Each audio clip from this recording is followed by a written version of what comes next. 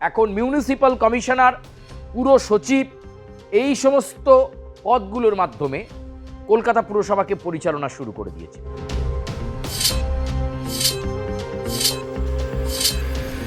কলকাতা পুরসভাতে তৃণমূল কংগ্রেসের যে বাঁধন, তৃণমূল কংগ্রেসের যে দাপট, সেই দাপট এবার কি আলগা হয়ে যাচ্ছে?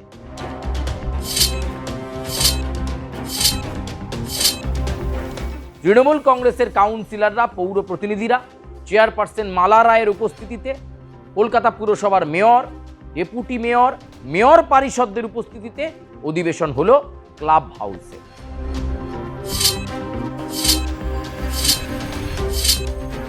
তৃণমূল পরিচালিত পুর বোর্ড ভেঙে দিলে নির্ধারিত সময়ের আগেই নির্বাচন হয়ে যাবে। এবার কলকাতা পুরসভার দখল চাইছে ভারতীয় জনতা পার্টি।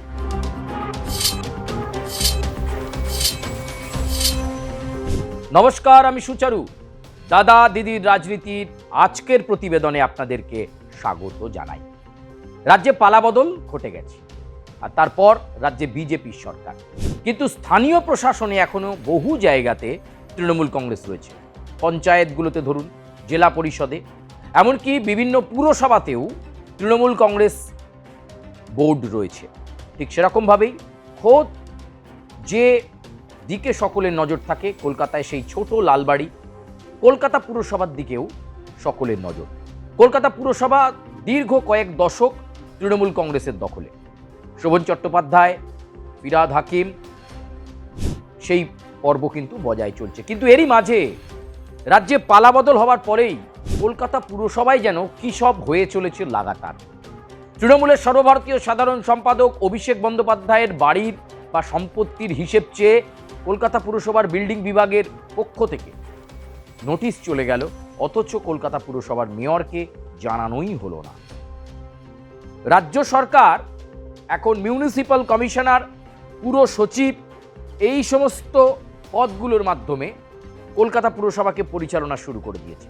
তাহলে কি কলকাতা পুরসভায় বর্তমান মেয়র পদ, সেই পদকে গুরুত্ব দিচ্ছে না বর্তমান রাজ্য সরকার?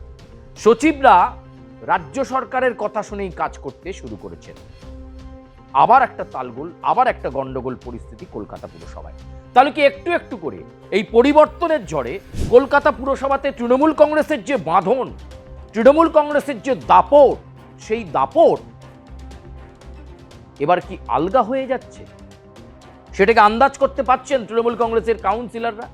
কলকাতা পুরসভার চেয়ারপারসন মালা রায়ের ঘরে তৃণমূল কংগ্রেসের কাউন্সিলরদের বৈঠক। প্রত্যেক মাসে নিয়মিত মাসিক অধিবেশন হয় কলকাতা পুরসভায়। সেই মাসিক অধিবেশনে শাসক বিরোধী উভয় পক্ষই নানা দাবি দাওয়া কলকাতা পুরসভায় প্লেস করেন। সেখানে আলোচনা হয়, প্রস্তাবে শিলমোহর পড়ে। কিন্তু আজকের কলকাতা পুরসভার যে মাসিক অধিবেশন হওয়ার কথা ছিল, হঠাৎই সেই অধিবেশনকে স্থগিত করে দেওয়া হয়। স্থগিত কোথা থেকে করা হয়? পুর কমিশনারের পক্ষ থেকে, তার দপ্তরের পক্ষ থেকে নোটিশ জারি করে জানিয়ে দেওয়া হয় এ মাসে কলকাতা পুরসভার যে মাসিক অধিবেশন, সেই মাসিক অধিবেশন আপাতত স্থগিত। আর তাতেই বেজায় চটেছেন তৃণমূল কংগ্রেসের কাউন্সিলর। তারা মানতে নারাজ। তারা এবার চেয়ারপারসন মালা রায়কে গিয়ে অভিযোগ করলেন। মুহূর্তের মধ্যে সিদ্ধান্ত হলো এবং নজিরবিহীন ঘটনা কলকাতা পুরসভায়। অধিবেশন কক্ষ তালা চাবি দেওয়া। তাই মালা রায় চেয়ারপারসন, তিনি সিদ্ধান্ত নিলেন অধিবেশন হবে কাউন্সিলর ক্লাব রুম, সেই কমন রুমে বসেই হলো কলকাতা পুরসভায় তৃণমূল কংগ্রেসের কাউন্সিলরদের উপস্থিতিতে অধিবেশন। মেয়র ফিরহাদ হাকিমও বসে রইলেন, ডেপুটি মেয়র অতীন ঘোষও রইলেন। চলছে অধিবেশন পর্ব। দেখুন সেই ছবিটা। এ ছবি আপনারা আগে কখনো দেখেননি।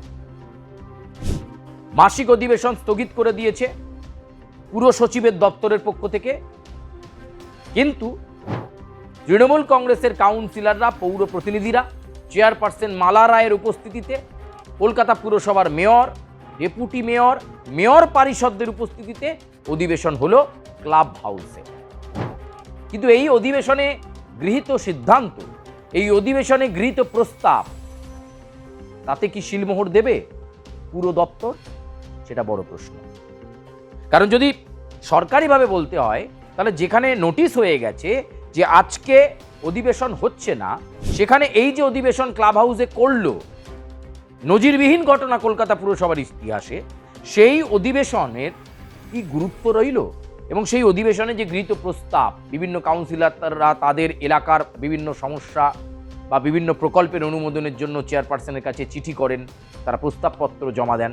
চেয়ারপারসন আজকে যে অধিবেশনের নেতৃত্ব দিলেন বা পরিচালনা করলেন, এই অধিবেশনে গৃহীত প্রস্তাব সেটা কি সিদ্ধান্তে উপনীত হবে?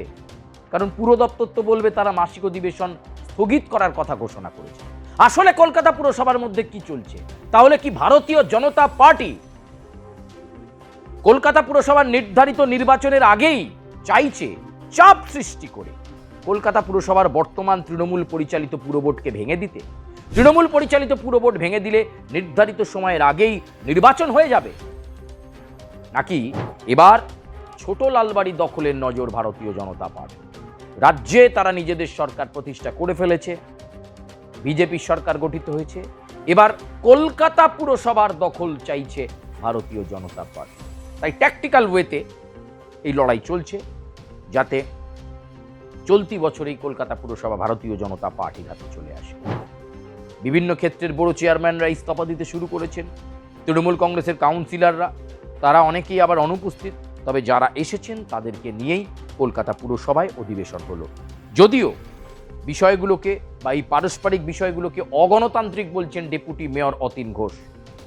ফিরহাদ হাকিমও বলছেন, চাঞ্চল্যকর অভিযোগ করছেন, ইচ্ছে করে ষড়যন্ত্র করে কলকাতা পুরসভার কাজ এবং বর্তমান পুর বোর্ডকে কাজ করতে বাধা দেওয়া হচ্ছে এবং এর পেছনে গভীর ষড়যন্ত্রের অভিযোগ করছে তৃণমূল পরিচালিত পুর বোর্ড। সব নির্বাচিত প্রতিনিধিদের একটা চরম অপমান এবং নিদর্শন হয়ে রইল। ধরুন আমরা অ্যাসেম্বলি ডাকলো, সেখানে অ্যাসেম্বলি করলাম না, পার্লামেন্ট ডাকলো, পার্লামেন্ট করলাম না, এটা একটা নিদর্শন হয়ে রইল। হট করে আমার ইচ্ছা হলো আমি হাউস বন্ধ করলাম, হাউস করলাম, এটা এক্সিকিউটিভের কাজ না, এটা সম্পূর্ণটা চেয়ারপারসনের। সুতরাং এক অনুযায়ী চেয়ারপারসনকে যেরকম চলতে হবে, মেয়রকে চলতে হবে, এক্সিকিউটিভকে চলতে হবে। তাই আমি এই যে আজকে যা পরিস্থিতি হয়েছে এটাকে অত্যন্ত দুঃখের, অত্যন্ত অপমানের। তাই আমার যারা গরিব, যারা কাউন্সিলররা এখানে এসেছেন, প্রত্যেককে অভিনন্দন জানাই।